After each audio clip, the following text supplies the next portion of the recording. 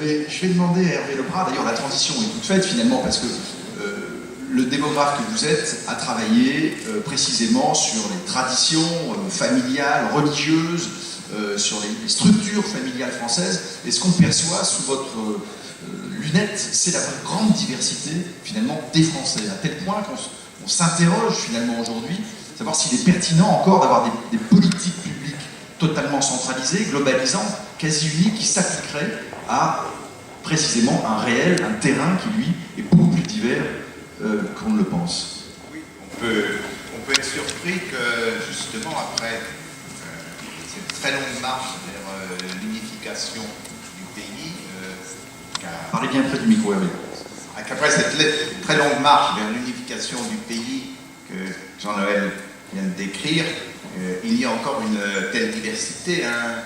Un observateur de la fin du XVIIIe siècle, le grand Daucy, qui décrivait les provinces, disait « Au rythme où on continue à se copier et se ressembler, dans une génération, tous les Français auront le même comportement. » Eh bien, encore 2 siècles après, ils n'ont pas du tout le même comportement. Et les différences et la diversité ne se concentrent pas, ne diminuent pas, elles n'augmentent pas non plus beaucoup, mais elles restent très importantes. Je vais vous donner un exemple qui touche d'ailleurs un des départements des Pays de Loire, c'est les différences de fécondité en France.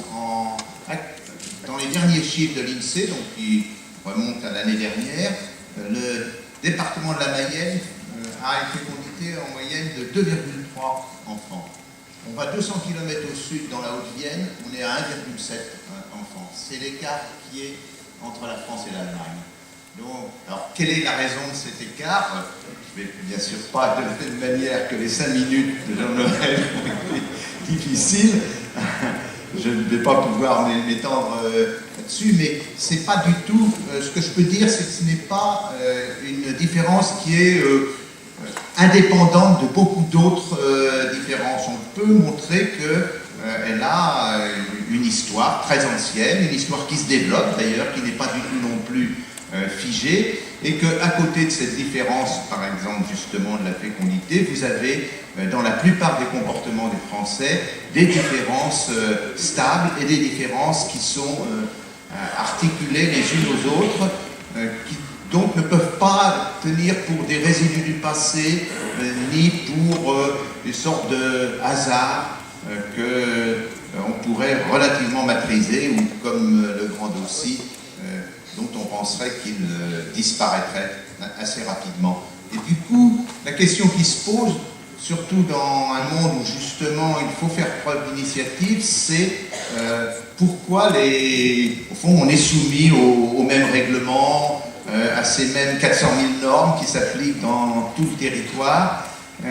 Et d'ailleurs, c'est ce désir d'égalité et d'unité qui pousse à la multiplication des normes, parce que face à la diversité, il faut arriver à traiter de tous les cas particuliers. Alors, cette égalité et cette normalisation du territoire était nécessaire pour unifier la France. Jean-Noël l'a clairement rappelé. Juste un exemple à propos des langues, quand Abel Hugo, le fils de Victor Hugo, cartographie la diversité des langues en France, moins de la moitié du territoire utilise le français comme langue parlée. Plus le parle pour des raisons administratives, mais plus de la moitié des Français, sur plus de la moitié du territoire, utilisent ce fameux patois Oni. De la même manière, quand on arrive à la guerre de 14, on pense, c'est la thèse de l'historien Eugène Weber, que c'est peut-être au moment de la guerre de 14 qu'il y a eu hélas, une unification des Français, comme quelquefois ce sont plus les catastrophes qui unifient que les réussites ou les moments heureux. Et on peut penser aussi que du point de vue politique, autant il y a une diversité du point de vue des mœurs et des comportements, autant je pense que l'unité politique de la France a été très fortement acquise, déjà sous la Troisième République, après la guerre de 14, et peut-être la dernière flambée a été la flambée régionaliste des années 1970, qui a quand même été une flambée flambée assez faible. Je crois qu'il en reste très peu de traces actuellement. Donc on n'a pas de peur à avoir de ne plus traiter de la même manière tous les endroits, tous les segments, tous les territoires de France, parce que l'unité n'est plus en cause. L'égalité avait pour raison de maintenir l'unité ou de la fabriquer en partie. Désormais c'est fait. Je crois qu'il ne faut pas avoir peur de traiter cette diversité. C'est fait pour une autre raison. La France n'est absolument pas menacée de démembrement comme beaucoup de ses voisins. La partie la plus riche de la France, quand on regarde, mettons, les travaux sur la valeur ajoutée des différentes régions, on voit que c'est obligé de le rappeler, la région parisienne et l'Île-de-France qui a la plus forte valeur ajoutée. Mais la région Île-de-France ne va pas vouloir se séparer du reste de la France, elle ne va pas vouloir acquérir son indépendance. C'est pas comme les Flandres avec la Belgique, ou la Catalogne avec l'Espagne, ou la soi-disant Padanie avec l'Italie, ou ce qu'on a vu avec l'éclatement de la Tchécoslovaquie. Donc on a une sorte de sécurité à pouvoir traiter notre diversité avec une certaine liberté, libéralité, et je pense que c'est une voie qu'il va falloir adopter, notamment pour faire face à un certain nombre de problèmes, parce que chaque région peut innover dans un certain type de traitement du chômage, de traitement des inégalités d'éducation, de traitement de la réindustrialisation. Ça n'est pas nécessairement Paris qui doit là-dedans être innovant. Les innovations locales, quand vous voyez ce qui s'est fait notamment dans la région des Pays de Loire, dans la région du Choletais, ou en allant vers la Bretagne, vers le bas du Morbihan, ou bien ce que vous voyez aussi qu'on appelle la Mécanique Vallée, qui est au sud de l'Aveyron, et ainsi de suite. Toutes ces initiatives locales doivent trouver un cadre qui n'est pas le cadre national pour pouvoir se développer plus facilement. Mais ça veut dire que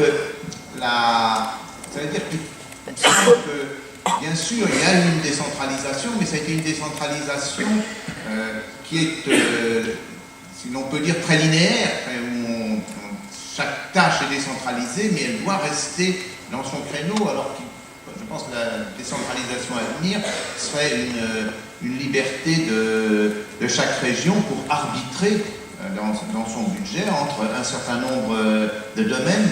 Juste pour finir, j'entendais en rentrant hier soir du dîner le président Oxiette qui était un tout petit peu mécontent du rapport de la Cour des comptes, et je crois qu'il avait raison. Je crois qu'on lui reproche d'avoir engagé quelques fonctionnaires, quelques contractuels de plus à la région, mais c'est un arbitrage qu'une région doit pouvoir faire. La seule chose qu'on puisse lui reprocher, c'est de sortir du budget qui lui est alloué, qui là, bien sûr, est décidé à Paris, tient compte en partie des données locales et puis des ressources locales, mais aussi c'est là à Paris que se décide justement le partage entre les régions, l'aide à accorder à telle ou telle région. Donc il me semble qu'il n'y a plus aucune menace qui empêche d'avoir une régionalisation plus poussée.